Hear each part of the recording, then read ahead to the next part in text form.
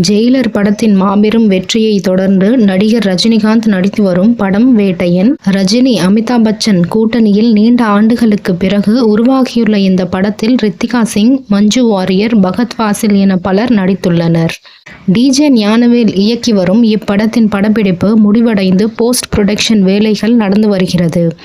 ஜெய்பீம் படத்திற்கு பிறகு ஞானவேல் இயக்கும் படம் என்பதால் வேட்டையன் படம் மீது ரசிகர்களுக்கு பெரிய எதிர்பார்ப்பு உள்ளது என்றே கூறலாம். வரும் அக்டோபர் மாதம் 10ஆம் தேதி படம் ரிலீஸ் என கூறப்பட்டுள்ளது. வேட்டையன் கதை போஸ்ட் புரொடக்ஷன் வேலைகள் முழு வீச்சில் நடந்து கொண்டிருக்க வேட்டையன் படத்தின் கதை இதுதான் என ஒரு கதை வலம் வருகிறது. என்கவுண்டர் ஸ்பெஷலிஸ்டாக பலரை சுடும் ரஜினி இதனை பெருமையாகவும் நினைக்கிறார். பணியில் இருந்து ஓய்வுக்கு பிறகு அவர் சுட்டு கொன்ற குடும்பம் பற்றி அறிய நேரிடுகிறது. அந்த நிகழ்வு அவர் மனதில் மாற்றத்தை ஏற்படுத்துகிறது. இதனால் நான் சுட்டு கொன்ற எல்லோர் வீட்டிற்கும் சென்று கொலைக்கு முன்பின் நடந்த விஷயங்களை கேட்டு அறிகிறார். இதனால் என்கவுண்டர் எனப்படும் அதிகாரப்பூர்வ கொலைகளுக்கு எதிராக பேச தொடங்குகிறார். இதுவே வேட்டையன் படத்தின் கதை என்று தகவல் உலா வருகிறது.